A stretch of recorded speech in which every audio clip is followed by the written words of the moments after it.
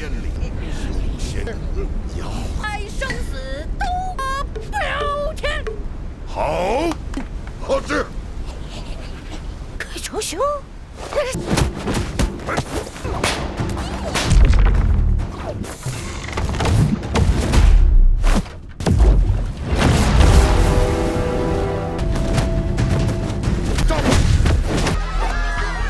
我们并不深仇大恨。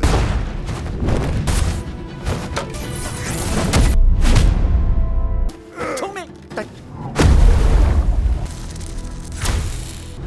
发现了，任何位置。大家好。我好了，不许。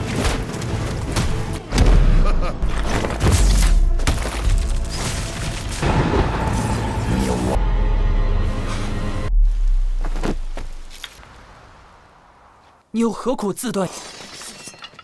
某阐教门人正，我等进了御城，都把兵刃。豹，你怎么回来了？小豹，敢伤我门人！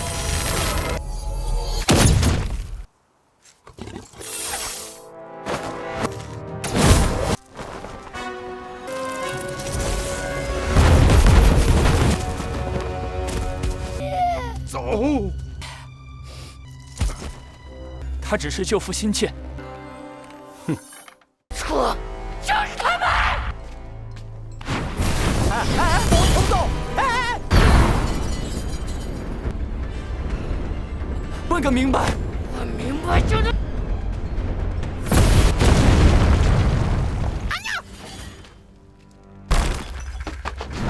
我们见过吗？跟老娘我凭什么？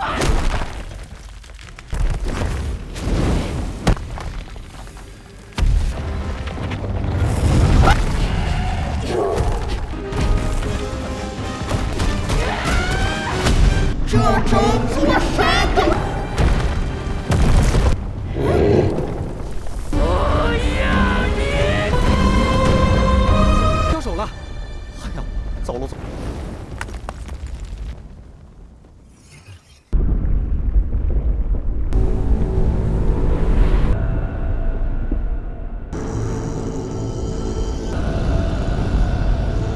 玉虚宫已派出信员。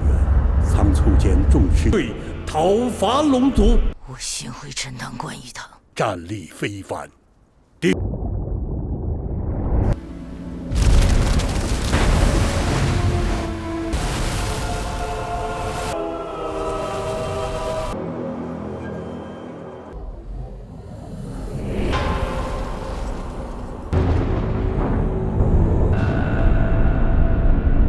无量神通。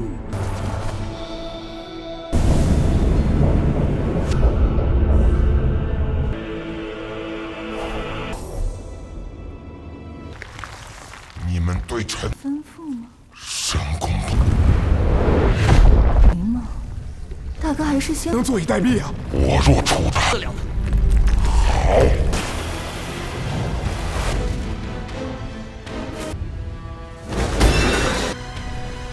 妖孽大胆！报仇雪恨的天灾良机。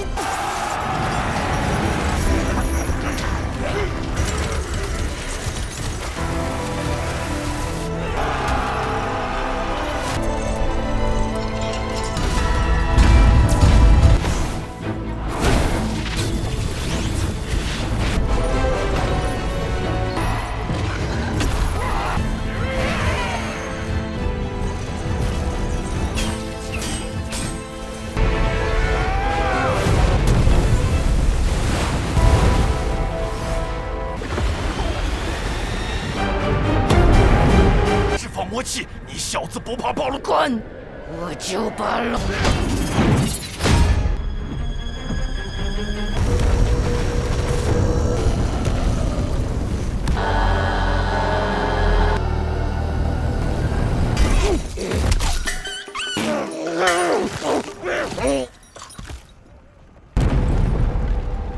闪开！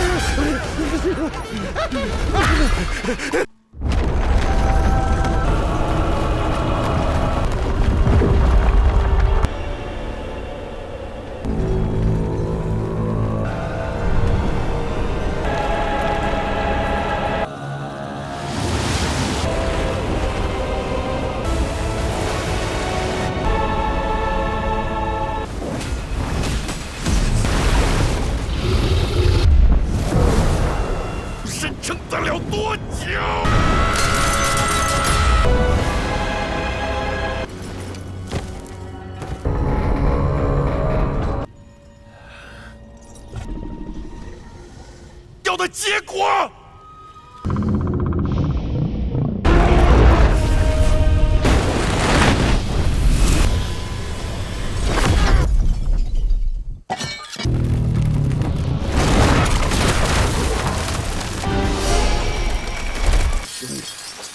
前来通报，你勾结龙族，意欲何为？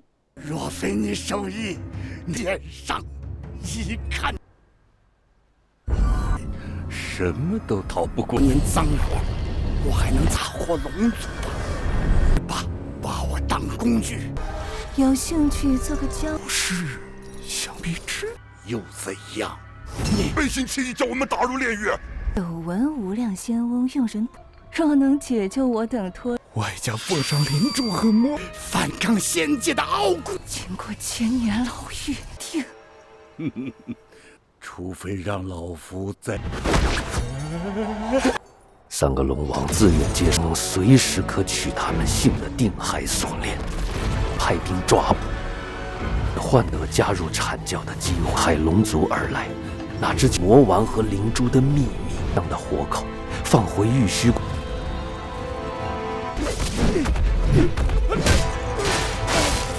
申公豹想出一计，让一静待时机，将我二人。我没什么好留恋的了。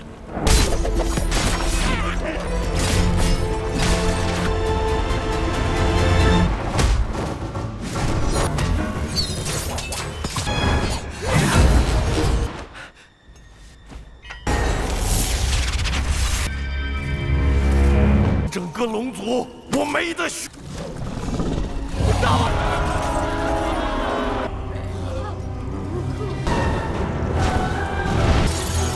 北海龙王，海龙王，我陪你玩玩。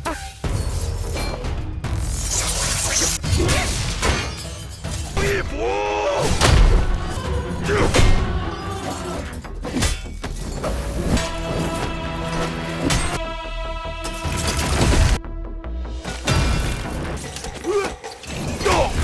哪有那么多？把龙族救出来，凑凑热闹。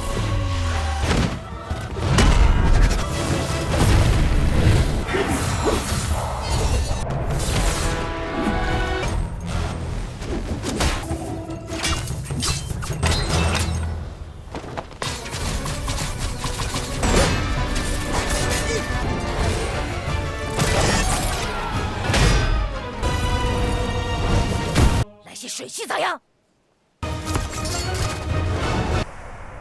小心两小子偷。这点儿是我二哥呀！你骗不了我！黄放我！是什么害我？活该！反横上飞凤凰，我是这就不能白痴啊！别恶会的。对啊，太极天然五行睡醒令。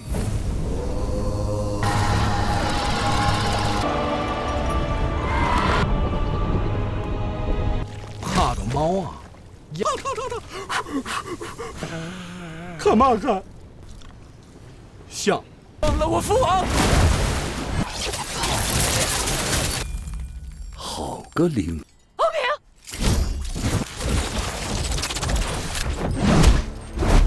你们真实身份？不可能，这个重要。我说你那个神仙这咋个了？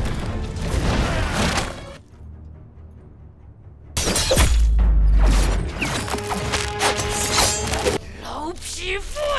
说完，3个石万刺一穿透全，4分5裂。原来实话，这都是宝啊！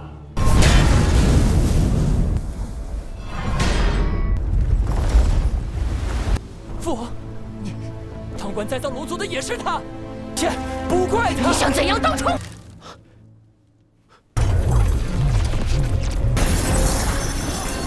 早已死，若还大师兄啊，害你之死啊！你莫要敌我不分，是你们这帮养尊处优的事儿，哪怕我粉身永恒，我问心。我不。好了已经，我是吃。尝尝，谢钱也好了。想死了！庇护体，能挨一刻，撑得更久。若能撑到的破，孩儿怕。你自己命大呀，荣宗同源，那这不混了而已。虽要大费周章，也哪吒呀，一个尽孝的机会，忘了你父母，如何？不然也不会有你吞了他。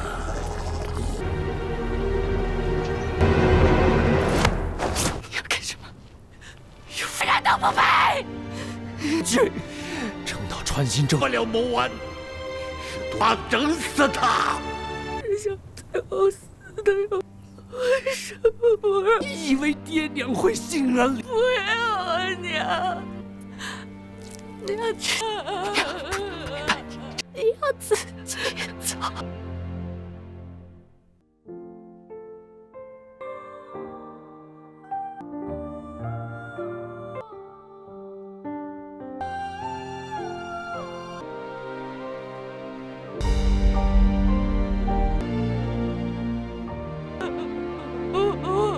我生来就是我，好想成为娘。度过的每一天没在乎过，娘真知道。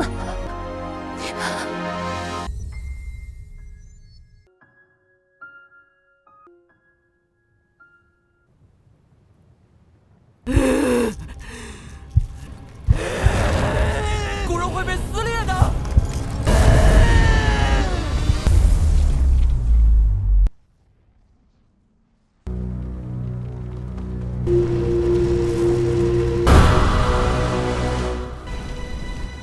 哪吒的人，爹，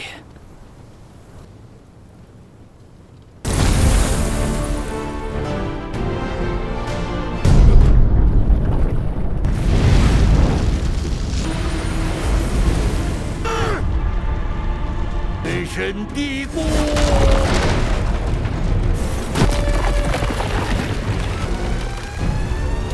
对，听令，上！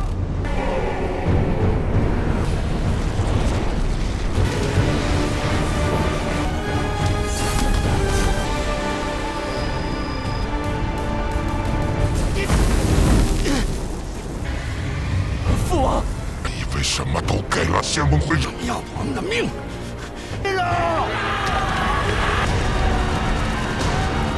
绝不能放他们出！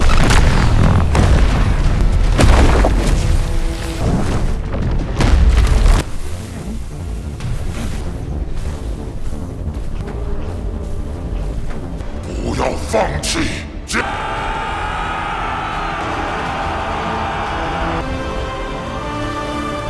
我！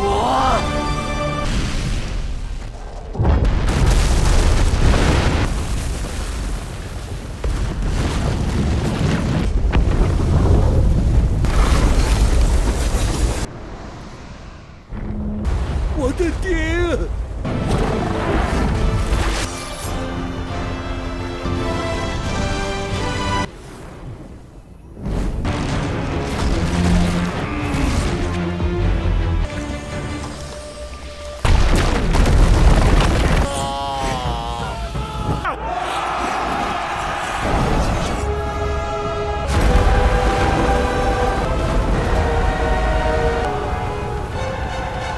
你们这帮为父作伥！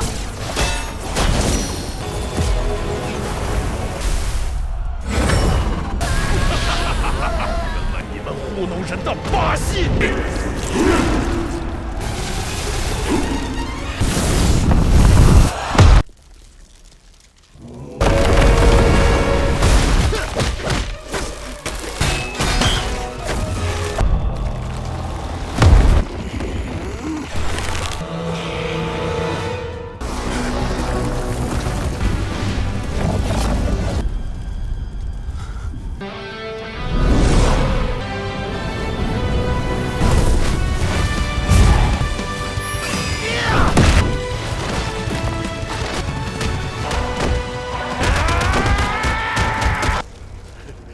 报复心得道成仙。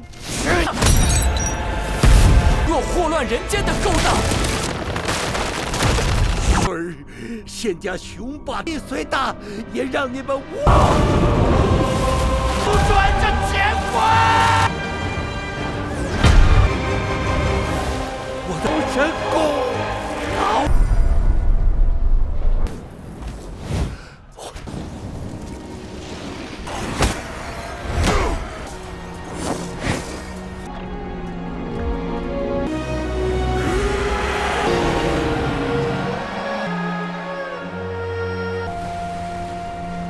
海深处隐匿起来，你身份也……但我一直在躲，在面对这个世界。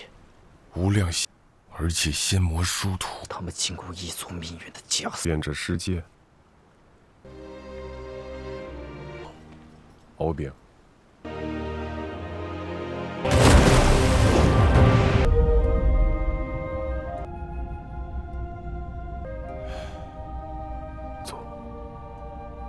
不曾倾听你的想法，经验为你谋个幸福，我未必全对呀。今后，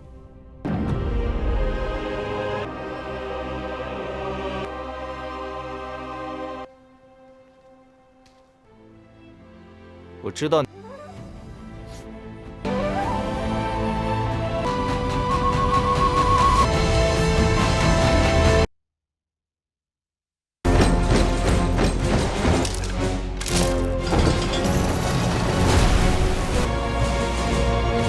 去而复返，是何用意？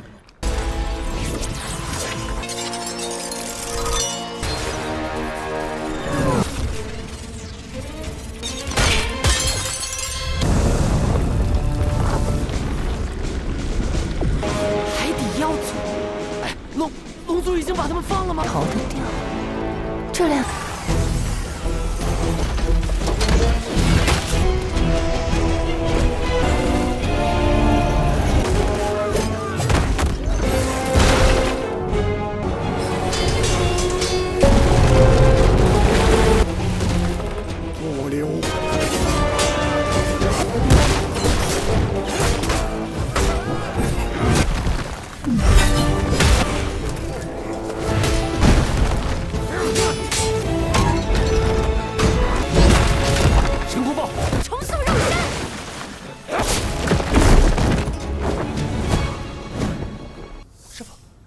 师傅，就凭你破得了这结界？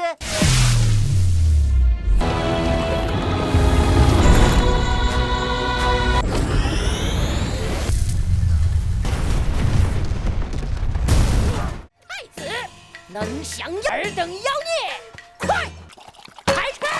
烧！撒野！当的目标，大哥，给。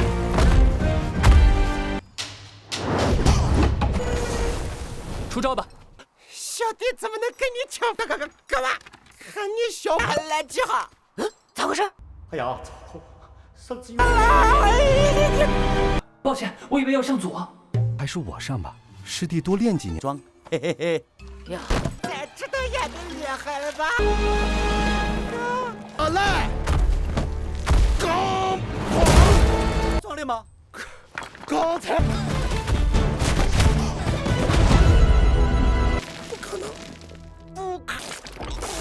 你在够了呀！味道太重，实在没忍住。戏精啊！我没法给你用啊！我是谁？把吐了的，去！我连夜叉别天都喝过。不然哪吒果证明干什么？要扭转命运！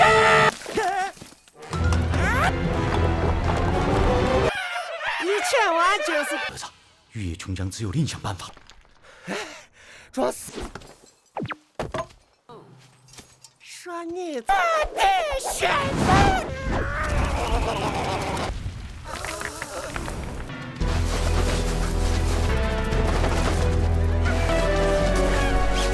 回玉虚宫，本教会将他们引。没事啊，他就是一会儿瘦一会儿酸点儿。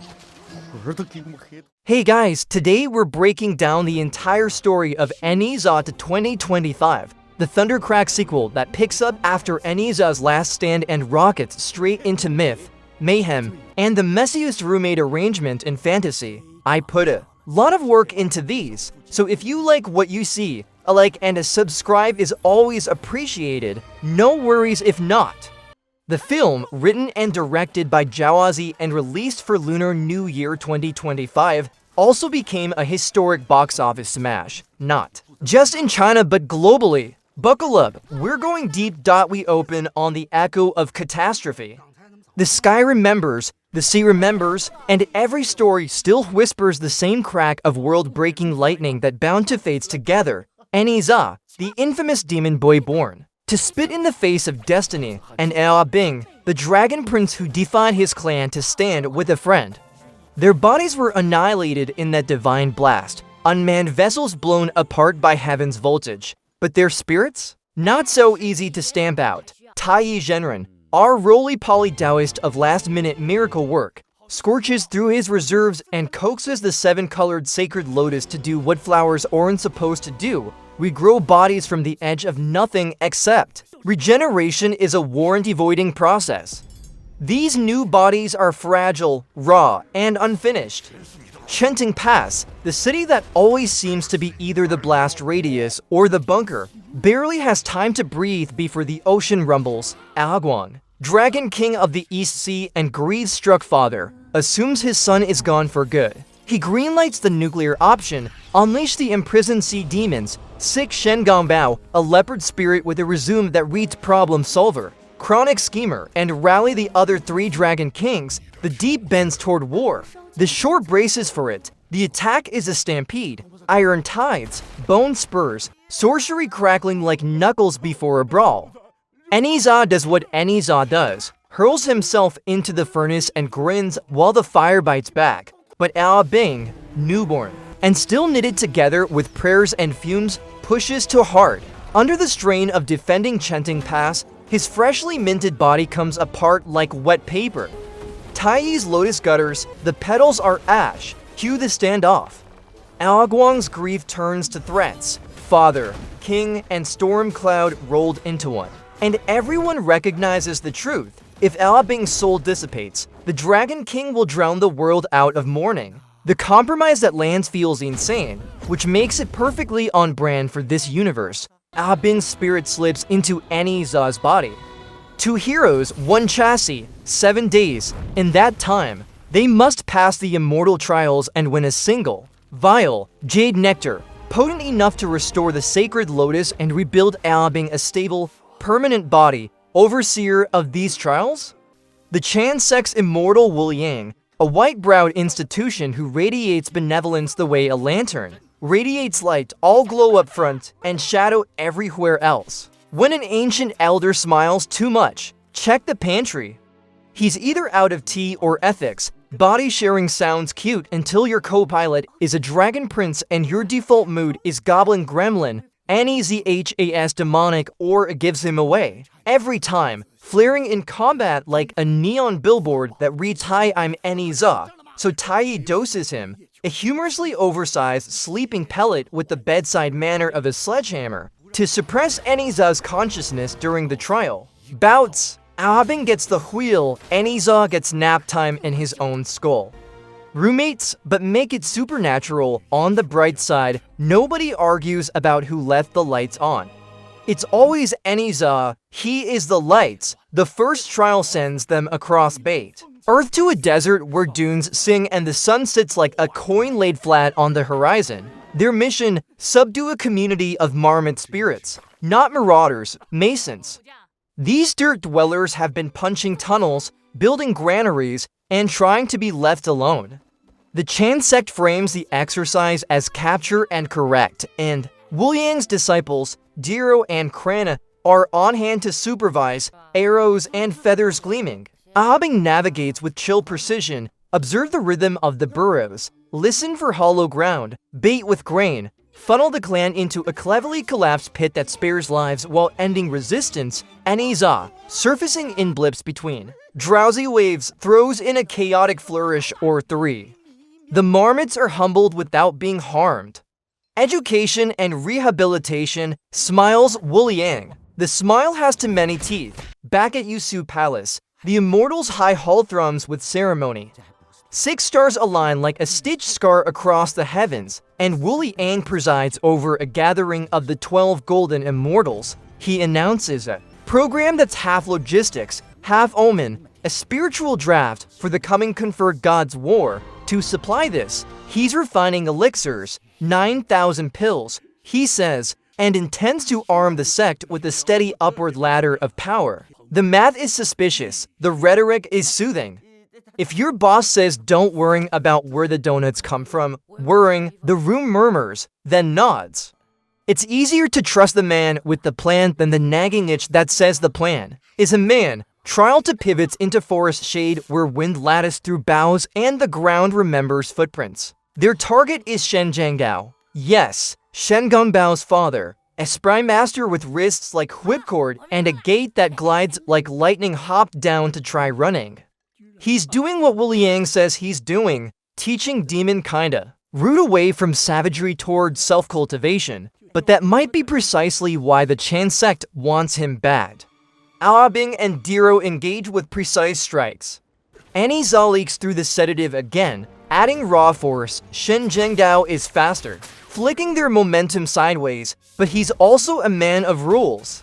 When he recognizes the Chan standard, he judges the game is rigged. He bows by breaking his own arm, a grim sign of yielding, and orders his students to lay down arms. We will not be enemies, he says. It is consent without consent. He chooses survival over martyrdom. Sometime during their withdrawal, fate triggers a collision. Shen Xiaobao, Gongbao's little brother, stumbles onto the scene, bruised, bleeding, and hot with rage. He sees his father in bonds. He sees the Chan flag. He attacks because sons do not stop to parse political nuance when fathers are in chains. In the chaos, dear boy's arrow bites. Shen Zhanggao slumps. Xiaobao flees back toward Chenteng Pass, with his heart slipping like wet stones in his chest. Meanwhile, Chenteng Pass is living its ordinary day. Street hawkers carving laughter out of air. Li Jing and Lady Yin keeping civic order with the kind of quiet competency that makes citizens forget how hard it is to keep disasters outside the gate. Shen Gongbao, visiting on business with the court, shares a table with Li Jing to thank him for medicine shipments that keep his people upright. Then Xiaobao breaks into their reality breath as Saw, words a Tumbaland dies after rasping the bear story. Chen enforcers, capture, blood. The elder brother's face turns to stone. We mean, literally soon enough, and a very old grief retunes itself into rage. Here's where Wu Liang steps out from his benevolent mask. He arrives, finds Shen Gongbao at a table, and in that quiet eye contact they both remember past humiliations. The missions Wu Liang assigned Gongbao after elevating him, the kind of dirty errands that blacken fingers and reputations. Gongbao glances at Xiaobao's wound and knows the fletching. It wasn't Ne Zha's doing. It was the disciples and the politics behind their bowstrings. Wu Liang pivots to accusations. You collude with dragons? He declares, asking the crowd to see a leopard and remember only the spots. Then he leaves, taking with him the pretext to ignite a war. The sky empties, the sea coils. Under the weight of Wu Yang's promise and Al Run's vicious sky-rending claw, 3 dragon kings, west, south, north, abandon the truce, abandon Ao Guang's restraint, and descend. Chenteng Pass learns what it means to be the scapegoat on the altar of someone else's campaign. Shen Gongbao fights like a man writing his last sentence. He can't win, but he can delay. He calls in a favor to a sea yaksha, petrifying Li Jing and Lady Yin where they stand, statues that breathe but cannot be found by raiders. Then he's taken, shackled beside his father in some cold vault where Wu Liang stores people who won't die quick enough to be convenient. Third trial waits, collapses in front of Ne Zha's feet, and gasps a story. Chenteng Pass is dead. Your parents are dust. Dragons did it. Ne Zha goes still and then not still at all. He explodes from the trial ground like a launched spear. Aobing grabs the reins inside their shared body and says, wait. Ne Zha does not wait. The third trial, capture of Stone Spirit Mother, Shai Ji Nine Yang, snaps under his ferocity. He wins it in a rush, not to triumph but to get the certificate that lets him run. Wu Yang makes it official, Ne Zha is now an immortal. He holds out the prize like a wedding ring carved from a storm, jade nectar, liquid sanctity, the distillation of 1,000 prayers. Ne Zha snatches it. Taiyi feeds it to the spent sacred lotus. Petals flare back to life. Abing's body is reforged, this time with the care of men who know if they mess up again the world won't have time to forgive them. Ne Zha, finally, alone in his own bones, does what grief tells him to do. He draws his spear and takes the straightest path toward the Dragon Palace. Ao Guang, at first, is confused. He was neither counsel nor commander of the massacre, but he understands what Ne Zha thinks he knows. He calls for parley. Ne Zha brings war. Wu Yang, always several moves ahead, tips the board by dropping his ace, the Tianyuan Cauldron, a god-sized alchemical furnace that can bottle a sea and crush a mountain into pellets. The cauldron descends over the East Sea's palace like a lid over a candle. Fires wake under the bronze belly, the ocean hisses. The temperature of the scene turns into a number we don't have adjectives for. Ao Guang falls toward its maw. Ne Zha rides the edge, stabbing down like lightning. Every hit a percussion note in a score that sounds like the world trying to split in half. And then Li Jing and Lady Yin arrive, not dead, just preserved, with Taiyi and Bing. The truth enters the room like cold water. Wu Yang set the whole thing up. The dragons were pieces, not players. Shen Gongbao, the supposed traitor, tried to save Chenting Pass, and his captured father had been teaching demons to be better, not worse. Ne Zha hears words, sees faces, and finally feels the click of facts falling into place. Rage turns. Guilt arrives trailing a cloak of ash. Wu Yang doesn't debate, he curses. The piercing heart spell he slipped into Ne Zha during the god-making ceremony tightens like barbed wire around hands and soul. Bing rides under the same invisible chains. Move and be torn, stand still and burn. Wu Yang sweeps them. All into the Qianyuan Cauldron, the parents, the dragons, the heroes, the villains he plans to digest. The heat surges, the boundary between body and fuel blurs. Among the first to fall is Lady Yin, Ne Zha's mother, the woman whose resolve hammered him out of rebellion into something finer. She is consumed by Samadhi Fire's pure blue bite, and the moment is quiet in a way the movie rarely is. Just breath becoming flame, and a son learning what silence costs. Ne Zha breaks. Not the way men break when they quit, the way mountains break when the earthquake finally arrives. He hauls himself against the curse until thread gives, flesh tears, bones shear. There is an instant where he is more pieces than person, a violated mosaic of heat and will. Then the Samadhi Fire answers a deeper vow.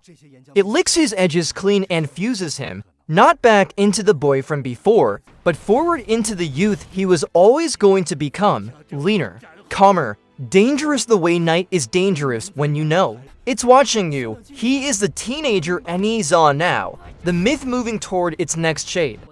He cuts Bing loose from the piercing heart at cost, shattering nodes only to catch his friend before he tumbles into the bronze. Ao Guang, meanwhile, has found what kings forget they'll need, a way to be small, to be one among. He calls to dragons and demons who are done being harvested, and together they drive the Dinghai Needle, the sea-stabilizing pin that remembers a planet's first tides, straight under the cauldron's lip. The furnace groans, the sea bucks. Every stroke Ne Zha and Bing land on Wu Yang sends hairline fractures racing across the cauldron's runes. The three dragon kings, who thought they could ride Wu Yang's back to an easy perch, get a different ride.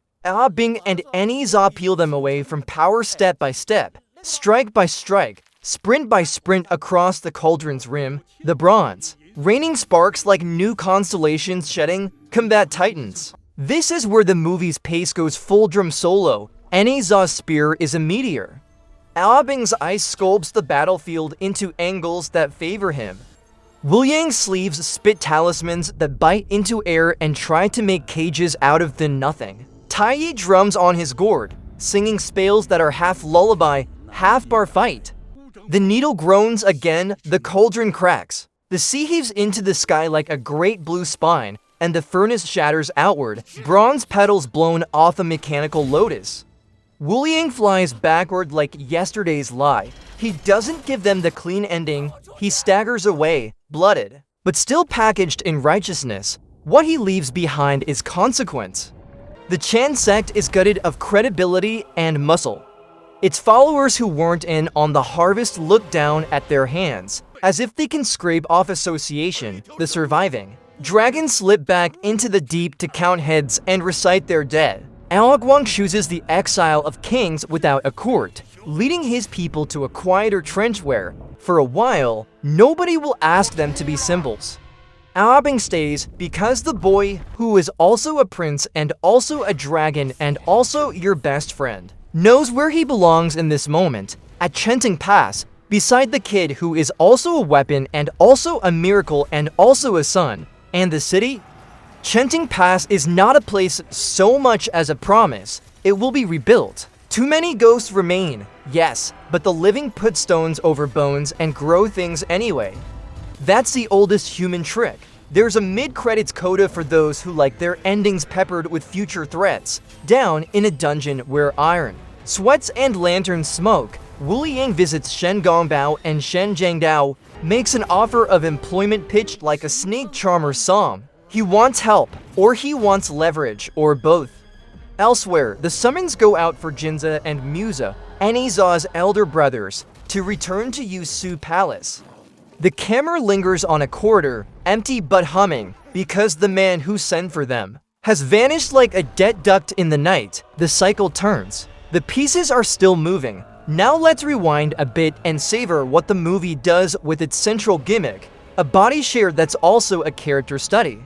Ne Zha and Bing are oil and water, except sometimes oil and water make rainbows. Bing's serenity isn't passivity, it's a conscious practice, a choice to put something other than anger in the driver's seat.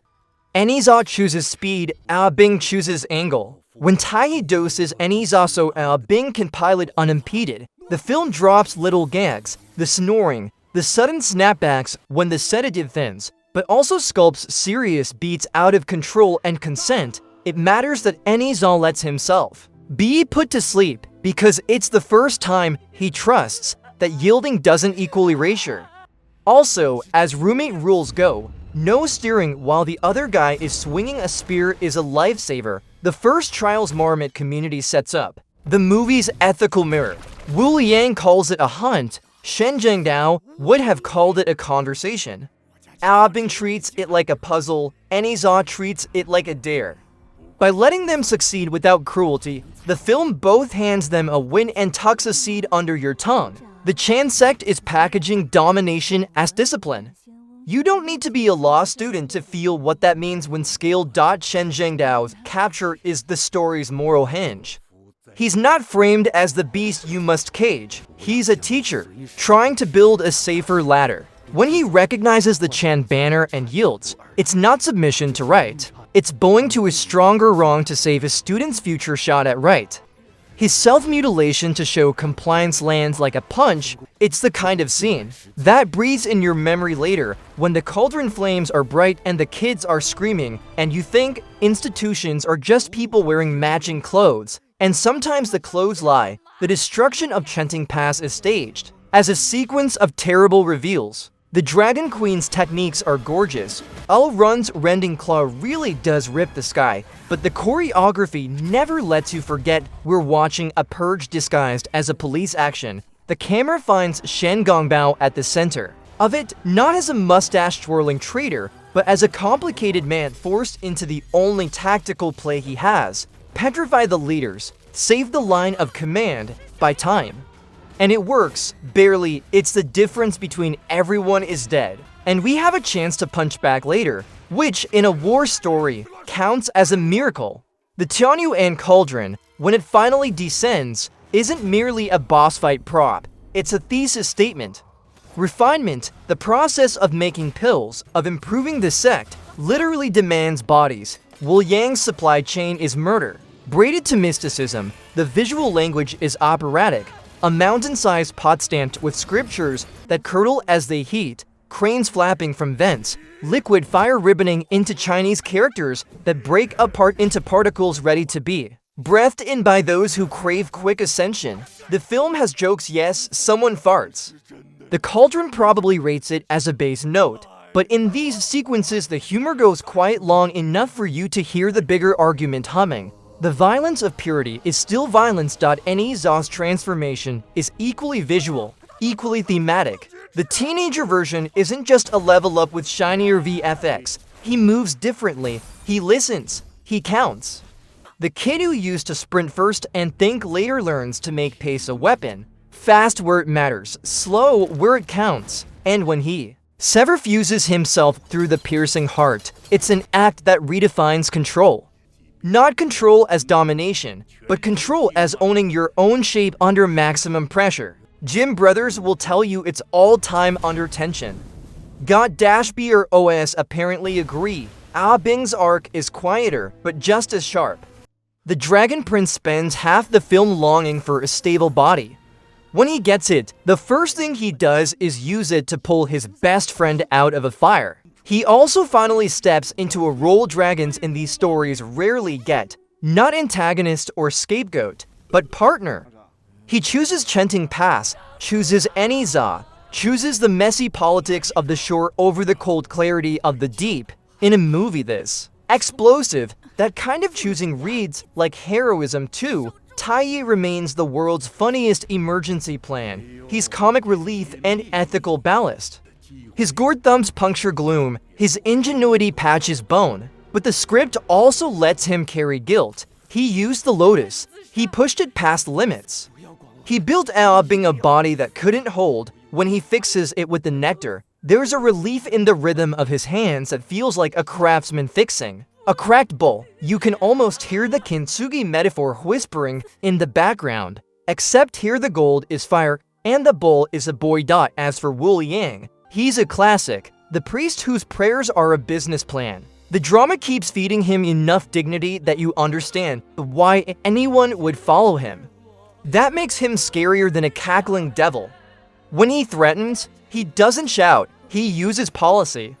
When he kills, he calls it refinement. When he flees, he leaves a structure behind to do the rest. If the next chapter in this saga aims to turn the conferred gods' war from rumor to reality, expect Wu Liang to try to flip the board again, or to coax the Shins into becoming his knives. The mid-credits tease isn't merely sequel bait. It's a statement about narrative debt Wu Liang owes. The film promises someone will come to collect a few grace notes and gags the movie threads through the wreckage. Taiyi's medicinal sleep pill is roughly the size of a dumpling and apparently cherry-flavored. Ne Zha's spear has the sense of humor of a terrier. If there's a door, it prefers to go through the wall. Diro and Krana are terrifying are reps for a company that swears it's a family. And yes, amid the Wuxia glory, there are fart and vomit jokes like a dare tossed at the Academy. Behold, the highest grossing animation in history can still weaponize a burp. Sometimes cinema feeds the soul, sometimes it feeds the 12-year-old. You forgot you still carry. The friendship at the core is where the movie collects your heart. Ne Zha and Bing start as mythic opposites, Demon Pearl and Spirit Pearl, Chaos and Order, Spark and Snow, and end as something better than a mirrored set. Their bond isn't a conversion. It's a collaboration. They refuse the false choice between heaven's script and the sea's edicts. Write a third way in wet ink and stubborn laughter, and the text of that way is scratchy and imperfect and alive. When Ne Zha thinks his parents are dead and rushes to drown an entire ocean, Bing tries to stop him, not by force, but by asking him to look. When the truth arrives, Bing doesn't say, "I told you so." He says, "I'm here." The film keeps doing that, declining the cheap triumph of being right in favor of the expensive grace of showing up. So when the cauldron breaks and Wu Liang stumbles away, and Guang leads his people into the deep, and Chenting Pass counts its living, like a miser counts coins, you're left with a shade, a spear pointed upward beside a dragon coiled to spring. The war the immortals are gearing up for will not be tidy, it will not be fair. But the team that stands at the gate is, finally, a team, and that's the recap, all the way from lotus-forged bodies to a furnace cracked by a city stubborn. Love. In the end, Ne Zha argues that destiny isn't a sentence, it's a conversation. Authority without conscience is just hunger wearing a crown, and the cure for that isn't annihilation, it's alliance. The heroism that matters isn't the flash of a perfect strike. It's the decision to keep choosing each other when the sky says kneel and the sea says obey. A mother's death lights the fuse of a son's rebirth. A dragon and a demon boy share a body and learn to share a world. And a city nobody can stop trying to destroy keeps getting rebuilt by people who refuse to be refined into someone else's pill.